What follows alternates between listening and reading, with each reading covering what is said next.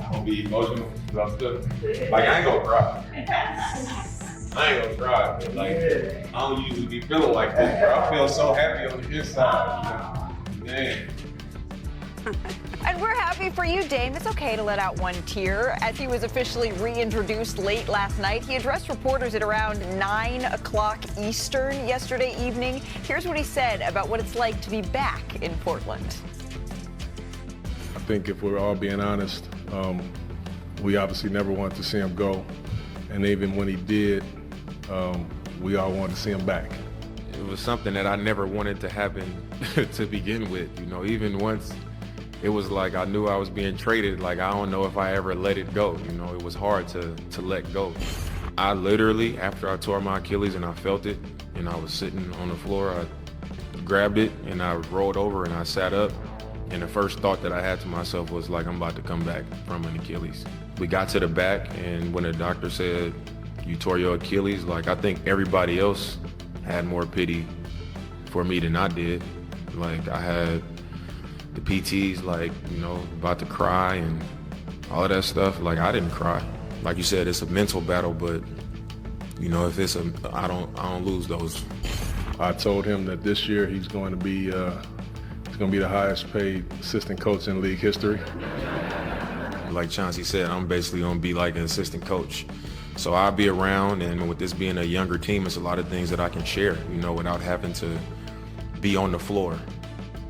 A lot of ground covered there, but I gotta say, it's good to see Dame back. It fits Damian Lillard back in Portland alongside Bobby Marks, Shanae Agumake, Ramona Shelburne, our Stanford sisters rocking the Cardinals right here. Our senior writer, Brian Windhorst, beaming in. Brian, when you look at Dame's return through the lens of what this means for the Portland Trailblazers in the short and long term, how are you viewing this team in a really crowded Western Conference?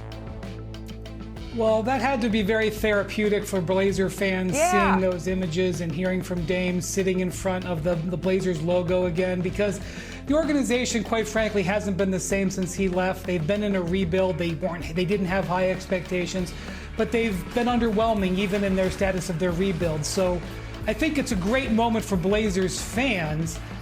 This particular way they've structured this deal, where they're paying him the full mid-level this year and next year, I guess it's a value next year, but this year they've got $40 million in dead money when you include the buyout to DeAndre Ayton and what they're paying Dame to be an assistant coach by their own admission. But they traded for Drew Holiday, who's a $100 million investment to win more immediately, while they've also got this young team and a star player they're not going to have till next year. So they're kind of stuck in between both worlds. And I expect them to have good nights and bad nights this season, and I do not see them as a playoff team. Shanae always says the worst place to be in the NBA is in the middle. I get all the warm and fuzzies, though, seeing Damian Lillard back in Portland. But from a team perspective, Shanae, they talked a lot about wanting to win. I was a little bit surprised that they leaned less into the nostalgia in this conference, which there were times, but also this is a team that still has ambition to win in the West. Well, they still have another year of growth for the young stars before Dame really comes back. And if you think about it, you know, the word that comes to my mind is peace. You're going to see a peaceful transition of power. Dame is now the quote-unquote assistant coach, right? Right. But now he's going to be able to show the young guys what it takes to be great at this level, which I love. And it also gives peace to Dame, because pursuing a championship comes at a cost. Sometimes you win, sometimes you lose. But at least he found that peace again. And so did the fans, because everyone loves to see him back, you know, at least from a PR perspective. But overall, what you're seeing is someone that is going to come in still at a high level a year from now and be able to lead and show people what it means to be great. So I do see this as a win-win, even though on the books it might be weird. And yes, this team is definitely in the middle. I do think this is one of those things where you look from the outside, you're all still advertising what you want your program, your franchise, your organization to be. Yeah. And this was a good move by them to show people we're building for the foreseeable future. Maybe not the next 2 years or 3 years, but we still are a destination worth looking towards. Brian Windhorst, it is July 22nd. Okay? And I need some good news. I need the warm feeling. I need the story. Like, this is, listen, if we're talking, if we're in November, December, and this happens later in the time, okay, fine, we can talk about whether they're really going to win this year or not. But for right now, can we lean into nostalgia? Because I covered when he left there pretty deeply, and it was not a great exit. Like, they did not, and he talked about this with Joe Cronin when he said, you know, it was really on us that we never really had those conversations. There was a lot of little things that added up to him feeling and them not feeling great about him and him not feeling great about them. And you kind of got the sense that he never really wanted to leave. He even said it there. And most of the time when people say that, I don't believe him. I believe Dame Lillard. Like, I believe he never wanted to leave Portland. And so on July 22nd, can we just feel good about things in the Pacific Northwest? And I think everybody does. As a University of Portland graduate, Damian Lillard was a staple and now is a staple again. It feels right. But it's not just us, Ramona. It's the Trailblazers that we're talking about their ambition, that we're talking about winning, that are looking at their books.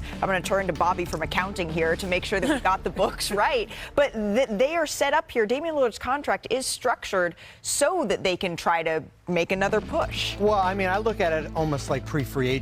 Okay. As far as here we are, and I think we're going to show Portland on the touchscreen right now with them. They were going to be able, they had that non-tax mid-level exception already, right? $14.1 million. Who are you going to use it on?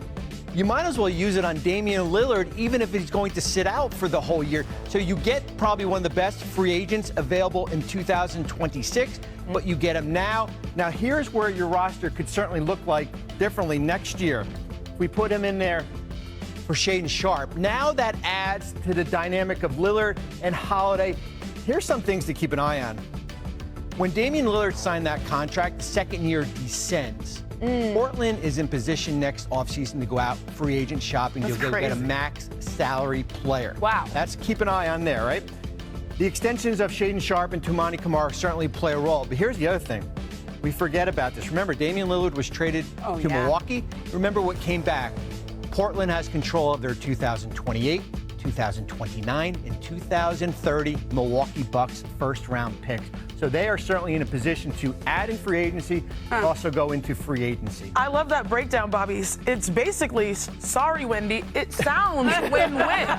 You make the fans happy, you make Dame happy, you have flexibility by the books, and you can sign a free agent for the foreseeable future. So maybe the next 2-3 years may not look as bad or less competitive. Like, they're actually putting themselves in good position. Well, I think they've signaled all year that they are trying to be better this year. They're not tanking again. This isn't playing for the draft again. They found Denny Avdia. They found Klingon. They found Sharpe. I mean, I think they have some pieces now to build around. And now they have the hole that they got for Damian Lillard. That's crazy. Wow. Yeah, and it seems like, again, they are not just saying that we're going to bring back Dame. They want to have a couple of moves that Bobby just laid out that they're able to deal here, to be able to put a roster around Dame when he comes back to at least be interesting. I don't know if that means a play-in team. I don't know that that means a top 6 team, but at least be interesting here, Wendy. Last word on this. So the one thing I will say is this kind of reminds me of something that the Indiana Pacers did about 15 years ago, sort of one generation ago. Yeah. David West was a respected veteran, former All-Star, was coming off of an ACL tear. People weren't sure what he was going to have left. The Pacers had some young guys, a young Paul George, a young Roy Hibbert, a young George Hill. David West came in and was the veteran who really lifted that whole organization, and they were in the conference finals very quickly. I think that's the kind of bounce that they're